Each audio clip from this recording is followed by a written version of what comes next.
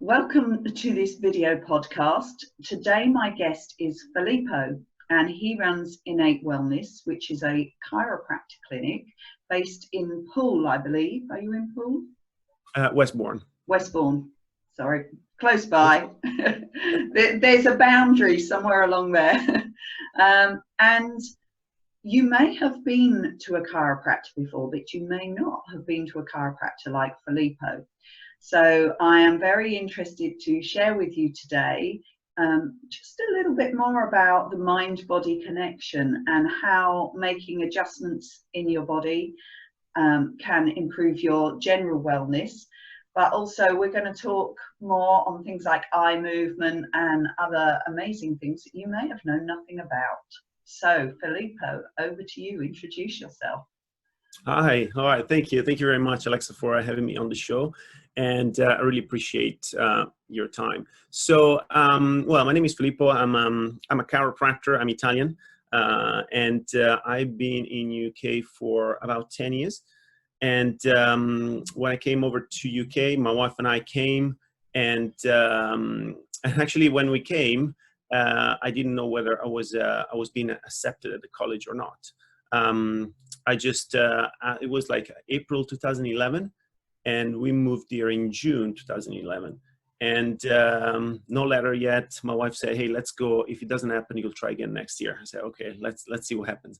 Anyway, a month before the college started, the year started, I received a letter saying that I was accepted at college. So I said, okay, I'm in. And then the journey began. It was a 5-year journey studying and full-time. And in my 3rd year, we had our first child. Her name is Aurora. And then on my final year, we had our 2nd child during my master, and she is Ariel. She's 5 now. And then 2 years ago, we had our 3rd kid, and my wife now is pregnant with the 4th one. So September, we're going to be busy. I thought you were running a business, not a baby factory. I know. I like challenges. He's Italian. He's very passionate about your business as well, of course, and your clients. Yes. Okay. So, well, then as soon as I finished school, we had a few options. I said, should we go back home, back to Italy?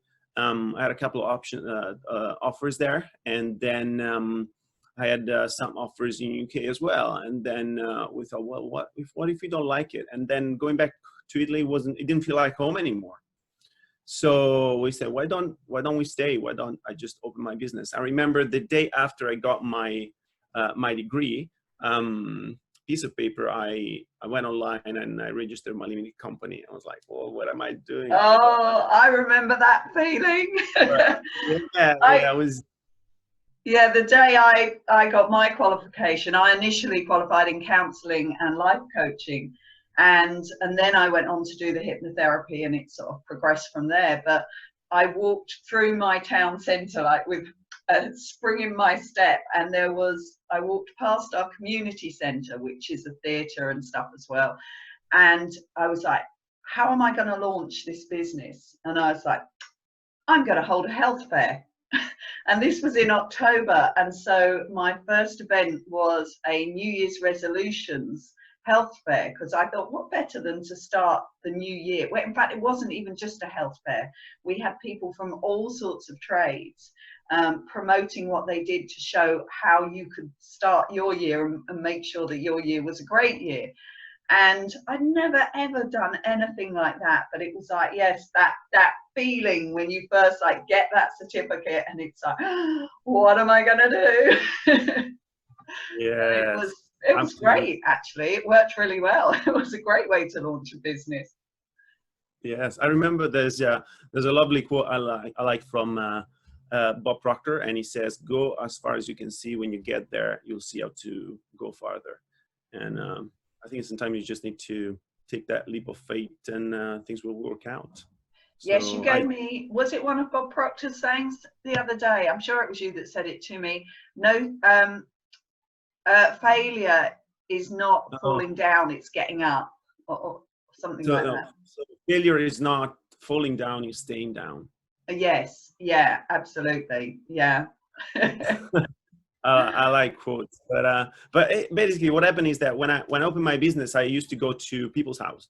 So I was a mobile chiropractor and did that for almost a year, and then I found a small place, a small room in the basement of a hairdresser, and I did that for more than 2 years, and then in February this year I opened my new office, and finally I got my space is on the high street, and it's cool. I love it.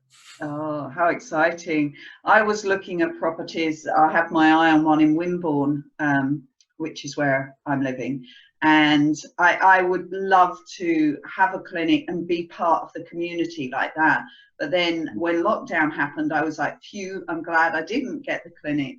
And for me, it's working really well online. And I know that I can, because I'm a face-to-face talking therapy, I can go anywhere online. And as much as I think one day I'd still like the clinic and have other people working there. So it was going to be a center of excellence for the treatment of emotional and physical pain through mind-based therapists. But we'll see. We'll see where that goes. It's always good to have dreams. Yeah. So tell me, what do people come to you with? What's your what do you deal with most? Well, we're known. I know chiropractic is sadly known for back pain, neck pain. So people know us for aches and pains of the body. But there's a lot more, and let me give you some context here. So chiropractic was born over 100 years ago as an alternative or natural way of healing. And people used to go to chiropractors for whatever health reason. And then here's what happened. So people would go to a chiropractor and they wouldn't heal from anything, okay, any type of health condition. But there was a problem. It was a political problem. Someone wasn't making money when that happened. So, if you go to a chiropractor and you heal naturally, someone else is not making money. Okay, I'm talking about pharmaceuticals, and this is history, by the way. And what happened is in the late 70s, chiropractic was brought to court by the AMA, American Medical Association. They tried to destroy chiropractic, and they took us to court and to high court, and thank goodness they lost. So we won the cause twice. But it's still very political. And now, what they say is all you can do is treat musculoskeletal condition, and we are not allowed to say anything else. There's a lot of studying on the physiology, on the what chiropractic and adjustment along the spine can do. It's not just about relieving aches and pains, but actually there's a neurological effect. So when you think about that, you got the brain that is protected by your skull, but also the brain is protected by the spinal cord by the spine, because the spinal cord is an extension of the brain. So when you have a bone that is not moving well on the spine, or a bone that is not moving well on your skull, because the skull has a breathing movement, they create pressure on the nervous system, on the brain. And what happens is that the communication between the brain and the body, wherever that nerve goes, can be interfered. So that communication can be dysfunctional. So the idea of chiropractic, in simple term, in a nutshell, is that we release tension from the spine and the skull. Some don't work on the skull. I'm a SOT practitioner. I work on the skull as well. And the idea is to release tension from all the bones of the skull along the spine, so that communication between the brain, body, and back to the brain is enhanced. And then healing happens. Yes, and it can, in particular, so I have a condition called hypermobility spectrum disorder, excuse me, which comes with other wonderful ailments, and which is how I've come to do what I do, because using the mind-based therapies has really helped me overcome a lot of those issues. And we use breathing and gentle mindful movement as well, because I often talk about the body language and say that when we're anxious or we're in pain, we close up, and straight away that changes everything. The whole movement within your nervous systems change when you're like this. So the body talks to the brain talks to the body. It's a two-way conversation. Everything that happens in the brain will affect the body. And so, for instance, if somebody says, oh, you know, I have the weight of the world on my shoulders, they're like this, and then their head and their posture, or they spend all day on their computer doing this, that their back changes position, but that also changes the way they're thinking, the way they're feeling. So one of the exercises I often do to someone is say, okay, so do feeling tired, and they're like this, and I say, okay, now change your posture, now do feeling tired, and they're like, oh no, I can't quite get that. And so there's so much messaging going on between our nervous systems that we're not aware of at all. And one of the major issues that a lot of people, I'm lucky my hypermobility isn't too bad, but people with EDS, they, and so I'm waffling here, but my digestion is quite impacted by my condition, and that I'm very aware that when parts of my back are tense or maybe not as aligned as they should be, because my muscles have to work extra hard to keep my body aligned because the ligaments don't really do it, that it can have a much greater impact on my digestion. So if I'm forever getting indigestion, say, I usually think, all right, I've got to go and have my back looked at. And sure enough, it can release it straight away. So yeah, people usually think, oh, well, I only go to a chiropractor or whoever it is because my back hurts. But actually and that's why I love the name of your business, Innate Wellness, because it's just so much more than that. It's the way you think, it's the way you feel. Yeah, it's everything. It's the whole body. And a lot of people ask me, you know, why do you do what you do? Why do you get up every morning? Why do you get up and serve your clients? And is it okay if I tell you, you know, the two main reasons why I get up in the morning? Yeah, absolutely. And they're on my website. That I talk about this all the time when I do events, and I go to corporates that do health events. There are two main reasons. The first one is because of a pneumothorax I had. And for those who don't know what a pneumothorax is, basically one of my lungs collapsed many years ago.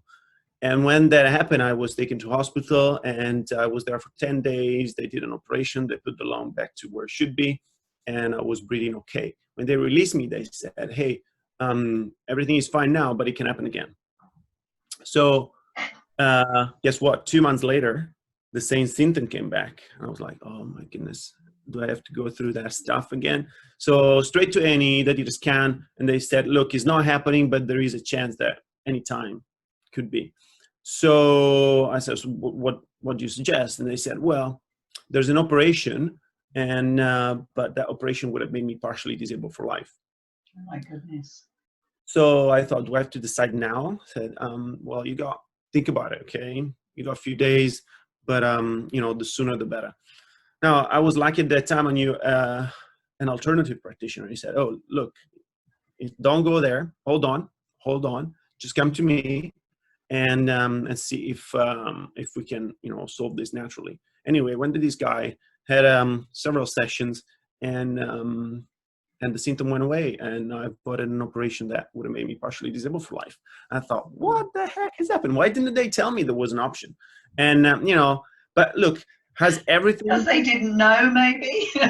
I mean, this is it. They don't know, do they? This must be a source of frustration for you as well, that we're often the last chance saloon, that somebody comes to us when they think they've tried everything. They've maybe had the surgery, taken the medication, gone through maybe counselling or something through the NHS, but the problem persists.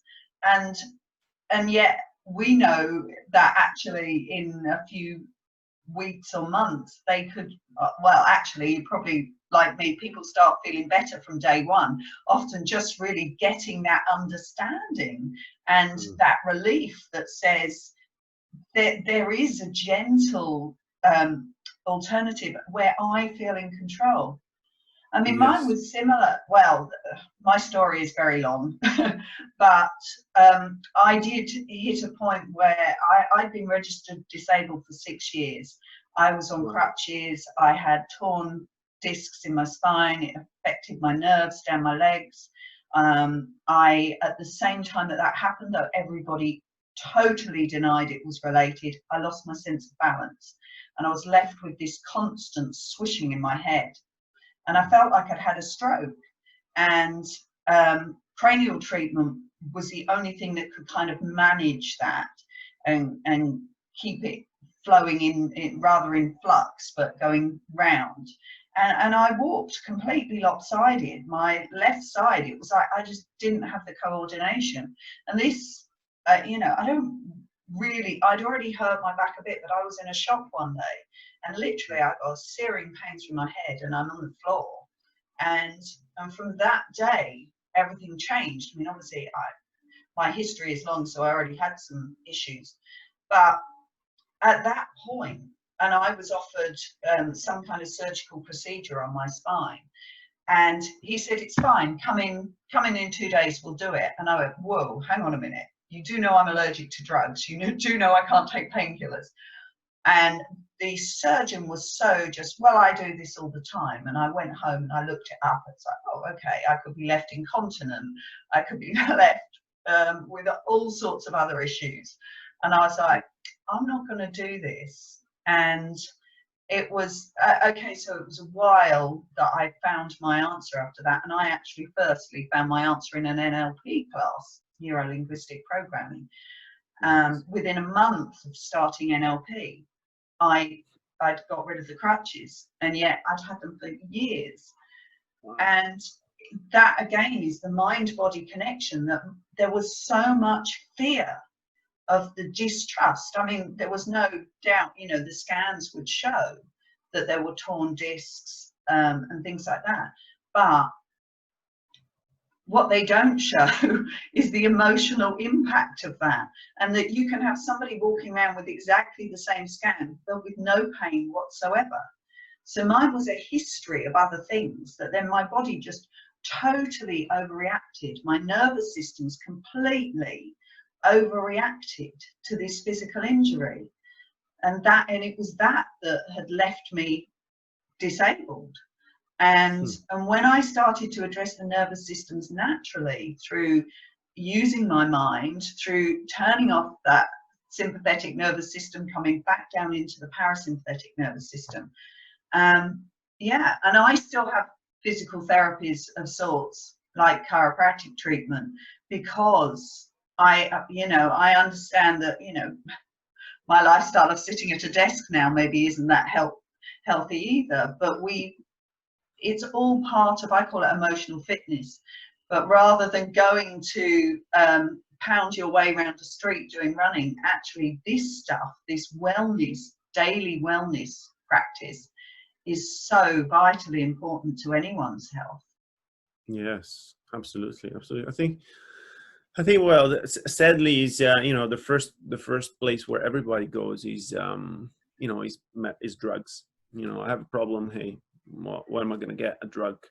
And that's, my grandmother, and that's the second reason why I decided to become a chiropractor. My grandmother died of a syndrome called Stevens-Johnson, which I don't know if you heard about it, but you Google it, is basically caused by medication side effects. And she was in her late 40s when she started to take medication, and by early 70s she was taking more than a dozen pills a day.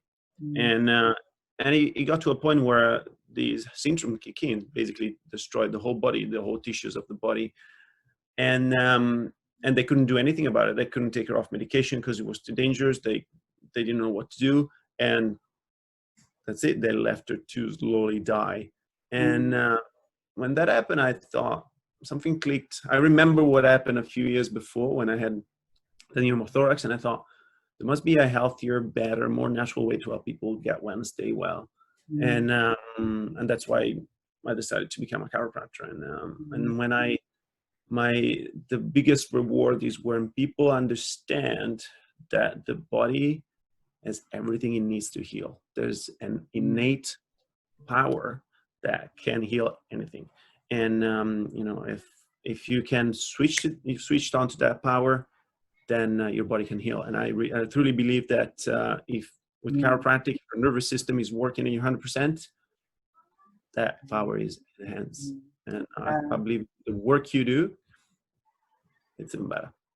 Like, yeah, exactly. Yeah, that's why our businesses work well together, because clients often, they come to you because they've got these emotional problems. You're seeing the physical stuff. Yes, there's a level of emotional release through that to remove those blocks, but if they then go straight back and do those same patterns of thinking and those same patterns of behavior, then they're going to keep coming back. And so if they can address the emotion behind what's caused the problem, I mean, pain in the theory that I follow very much is that pain is a way of the body distracting from emotional discomfort, i.e. you have an emotion that may be not about now, but about the past. And I've recently done my IEMT, so we'll talk about eye movement in a minute. And so you have this feeling now, you have this situation now, but it's because the information coming in, your brain is going, when have I been here before? And what could possibly be wrong with this? So if you've had any kind of injury, any kind of emotional trauma, your brain just continues to reference that.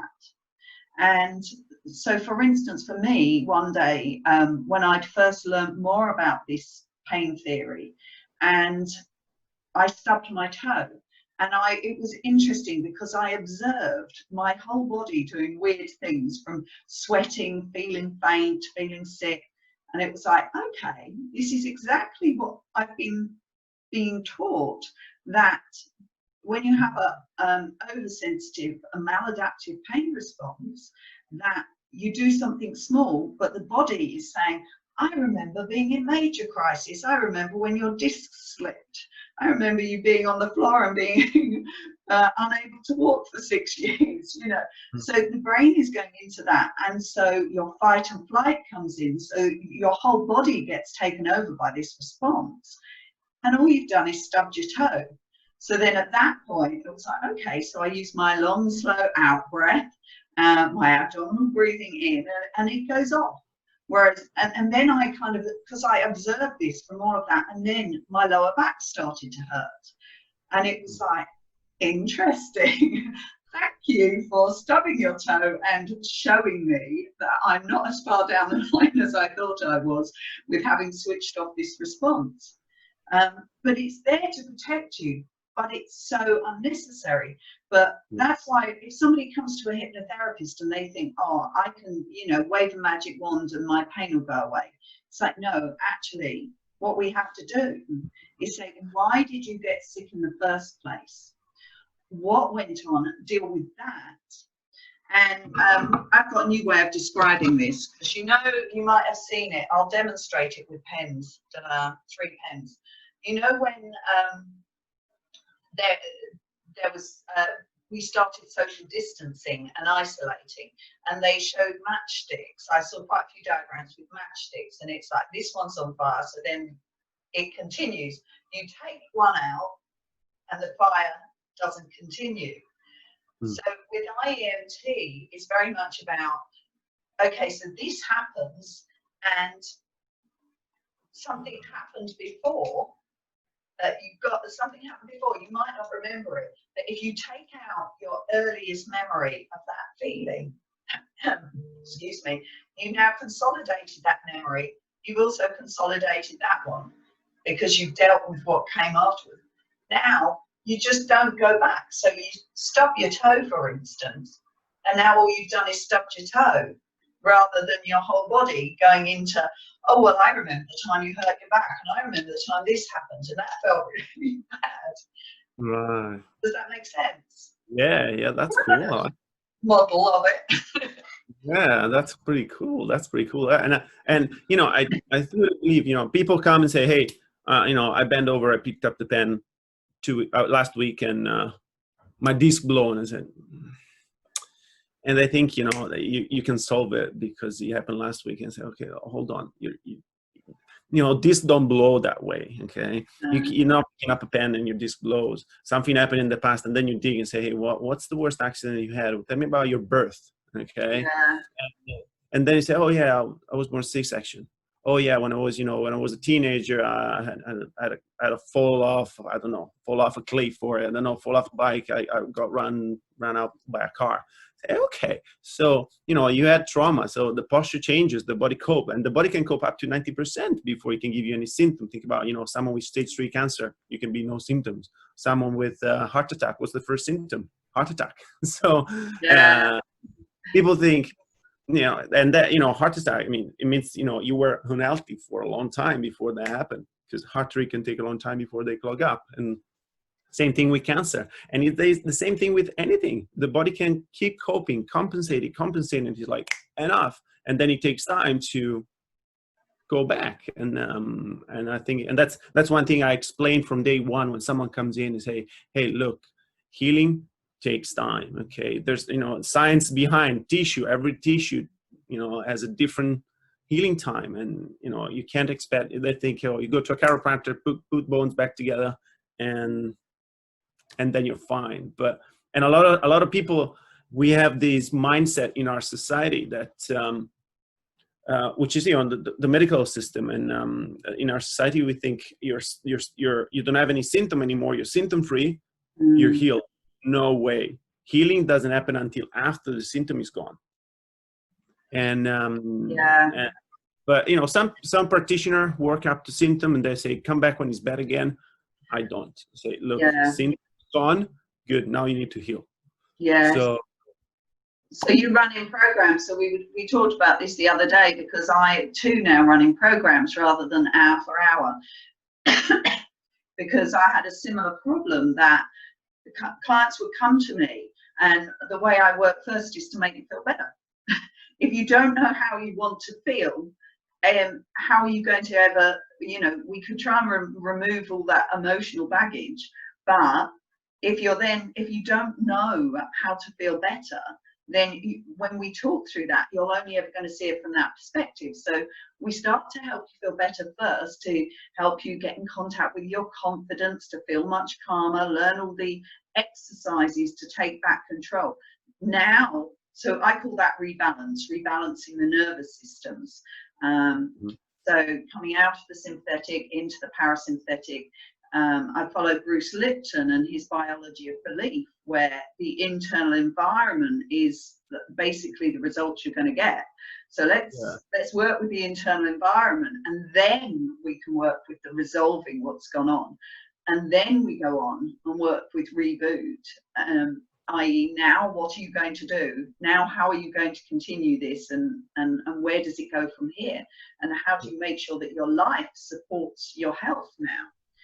And so yeah, people would do the first section because I would say, oh well, I'm going to help you feel better first, and then say, oh, I feel better now, right? I'll just cancel that appointment.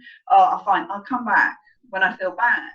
But then we're always on damage limitation, and it's like, it was frustrating for me, and it was frustrating for them, and yeah, we talked about this. But when you explain from the beginning the full process and why that process is in place like that, and why it's not a quick fix, because again, with chiropractors, something, well, I'll just go there, quick adjustment, and off I'll go and do all the things that I was doing before that caused my problem in the first place. Yes. And so when you can stop that chain and you can say, right, from this point forward, you now start doing things differently, which doesn't also necessarily mean adding things to your already busy life. It's basically learning how to do your busy life in a much healthier way. That's right, 100%. And I have a lot of, most clients, you know, every client comes in and say, oh, what exercise can I do? And say, I think exercise come last, and do whatever. I'm not a physio. I don't give exercise. I suggest lifestyle changes. And, you know, I talk about nutrition, I talk about sleep hygiene, and I talk about gratitude. So every client has a gratitude journal. Yeah. The thing is, you know, those three things will change your physiology. Okay, and I talk a lot about serotonin and dopamine. Okay, Yeah. so dopamine is the pleasure hormone, but serotonin is the happy hormone, and we need more serotonin. That is going to help. Basically, it's going to create healing, and that's what we need. And, you know, if you have the right diet, if you sleep well, if you have a good sleep hygiene, and I'm talking about like getting off this, Yeah. you know, 2 or 3 hours before going to bed, and you know, Yeah. there's a lot of stuff they can do. But that's what I'm focused on. And then, you know, gratitude and everything you do will help that serotonin pathway to be activated and create. There's my journal. All my clients keep positivity journals as well, training them towards mindfulness as well. Because if you're not, the advantage of gratitude as well is it's a mindfulness exercise that it turns people from just looking at, say, the noise around them into actually focus. And as we say, that if you don't listen to your body, so things have happened before you've got to this crisis point. And if you can become self-aware enough and to be able to observe, oh, look, I feel like this about that, and my shoulders have got tense or whatever, or my breath has become tight, or now I'm not sleeping so well. When you're self-aware enough, then you can make those changes early on so the crisis doesn't repeat itself. Yeah. But it takes training. And yeah, my favorite saying as well is a happy brain. Well, I've got two. A happy brain makes less pain. 100%. Because of the serotonin. Yeah. If you don't have that serotonin, then the brain is unhappy, and then it's in its defense mechanism, and then it's overreactive to both pain and anxiety. Yes. So, and the NHS are finally cottoning on to this a bit. They offer a very, very limited pain service where it is about happiness to a certain extent. Had a client go on this, though. They made them sit on like little plastic chairs for like 5 hours a day, or 5 hours once a week, and she couldn't sit on that chair for 5 hours. So every time she dreaded this session because it was a physical stressor for her to sit in this little plastic chair. So I think they've got quite a long way to go on that. So, but that's what we're here for, isn't it? That's right. That's right. Absolutely. Yeah. So a quick conversation before we wind up on eye movement, because I was very interested to hear, having just done my integral eye movement therapy, how you also integrate eye movement into your treatment plan. Yeah. So chiropractic, just want to create a context here, because so I say eye movement, what are you talking about? I've been to a chiropractor, I know nothing about this. So there are more than 50 techniques, like more. I think there's more than 100 techniques in chiropractic, and so if you've been to a chiropractor, you go to the one next door, it can be like totally different. And so I use eye movement. So when someone is laid down on the table getting adjusted, I have them do an exercise to stimulate the brain. So here's the thing: when you move let's say someone has a wrist problem, okay, and they come to me as they lay on the table, and I've done what I need to do. You know, I did cranial. The nervous system is working properly. What I do, I want to overstimulate the brain to contact the wrist. So now here's what happened when I'm moving my hand. My brain is firing here. Okay, so if I move my hand and I do this as well, this is overfiring. Okay, so what happened when I have someone lay on the table, they are on the blocks, which are like some wedges that I put on pelvis, and they will help the breathing of the brain. And what happened is I overstimulate the brain to get in contact with the problem so that it can better solve the problem. Okay, this is in a nutshell, that's what's happening. So, and that can be done with any part of the body. Okay, you can stimulate something. I can use tuning forks, or I can simply do that over an area, or having the client moving as they move the eyes in different direction, and that will help to enhance healing. Yeah, so basically as well, it's creating or firing these neural pathways which maybe hadn't been firing or weren't even there before, especially if then they're in a new position and moving in a way they haven't been able to. So I don't know if you've ever explored this, but have you worked with clients with stroke, and whether that's... I have worked with clients with stroke, and I've actually have this lovely client, and he did like a nice review on actually video testimonial on my Facebook. You can find it on YouTube, I think, as well. And yeah, he had some amazing results. Okay, and one of the results was that he couldn't walk more than 2,000 steps a day, and now he's up to 10,000. And he couldn't balance on one leg he couldn't balance. So the left side was gone, and he couldn't balance for more than a second or two. And now it can be up to a minute. Yeah. So the eye movement is very much related to how we file away memories. So in IEMT, we're consolidating a negative memory, but also you can use it, yes, to file away new positive memories. So rather than where we normally learn through repetition, well, we do learn through repetition. You do something once and you learn whether it's good or bad. And so the stronger the emotional impact, the more likely is you're going to learn that quickly. So for instance, if you've ever eaten or drunk something that made you ill, then your body learns very quickly the sensory information. So that might be the smell, the taste, all sorts of things to do with that. And as soon as you so much as think of it, it causes a problem. So I imagine with the body, if you've, like for me, having had that back injury, and actually the first back injury I had was when I was 14. And in fact, might be slightly younger than that, because I did a lot of gymnastics, as do a lot of hypermobile people. And I had a back injury then in exactly the same place as the problem I then had in my 30s. So that muscle memory is still there and very dominant because it's part of the defense mechanism. But if you are then able to use your eyes to file away the new memory, then there's not such a need to keep repeating that new learned behavior. It supports it. It's just another. I use anchoring as well. Well, as you say, like stroking a finger or whatever. Yeah, we use anchoring to anchor the new positive feeling, so we can keep accessing it. And things like that. That's cool. So before I turn off the recording for this, is there anything that you really want to share with anybody watching this?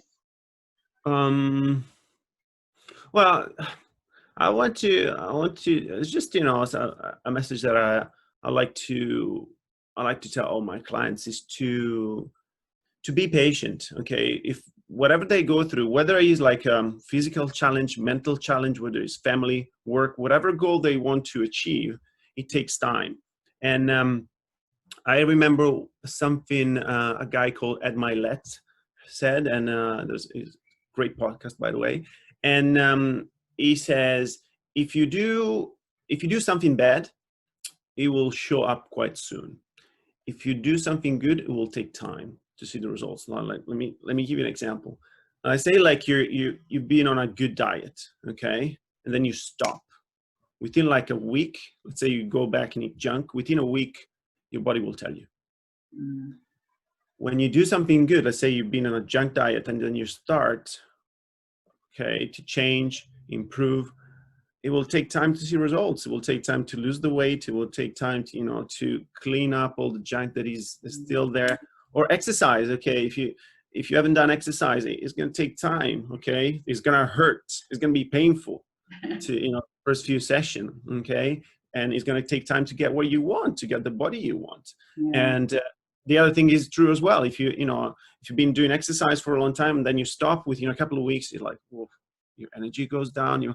So it takes time to reach your goal. You just have to be patient. And when you go through, alternative or natural, I don't like to call it alternative because it shouldn't be alternative. Yeah, It should shouldn't be golden standard.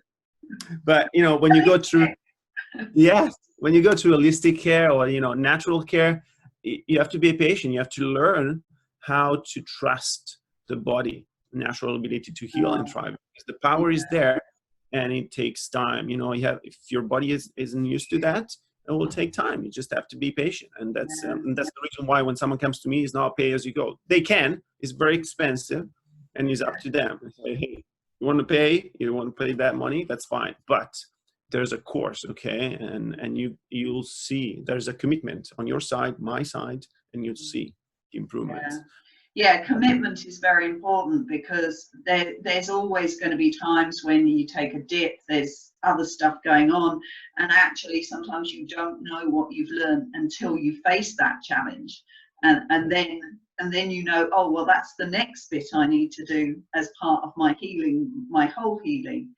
But yeah, I mean, I say very much the same thing, that it's we want to move forward and not away from the problem. So if the whole of the time somebody's saying, but I've got to get rid of this, I just don't want this is hurting, and they're trying to move forward while looking back, because the neurochemical response to what they're thinking about, I've got to leave this behind, i.e. this pain, this stress, or whatever. And what they're not doing is then opening up to the change. So you can't not do something by trying not to do it. You can't not be in pain by trying not to be in pain, because you're just aware of the pain then. So if you start adding frustration or impatience into it, you're actually triggering your sympathetic nervous system higher. And if your pain was there because you were over triggering your sympathetic nervous system, you're going right back into your problem. So that's where the journaling really helps. Especially when somebody comes and they really feel like there's no way out of this, and you say, right, tell me about the things that are good in your life. There is no good. And then you start saying, okay, well, tell me about your family, your house, your garden, and what you like to do. And all of a sudden, all this goodness comes flowing in. And then it's a good journey. It's a steady journey, but it's a pleasurable one. So, yeah, awesome. Absolutely. Patience. So thank you so much, Filippo. I will be putting your contact details up at the end of this video. So wherever you're seeing this, in social media, on YouTube, wherever, then yeah, please feel free to contact either of us if you would like to know more about what we do. Awesome. All right. Thank you very much.